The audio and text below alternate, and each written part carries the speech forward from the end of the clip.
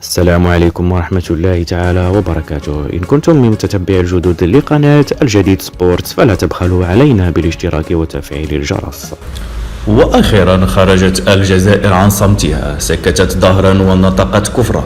قالت إنها تقبل الشرط المغربي بالتوجه مباشرة إلى قسنطينة من المغرب، لكن شرطت أن تنتقل عبر طائرة تابعة للخطوط التونسية وليس الخطوط الملكية المغربية.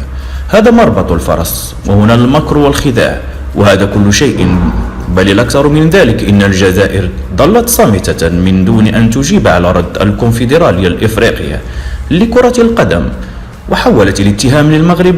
يا سبحان الله.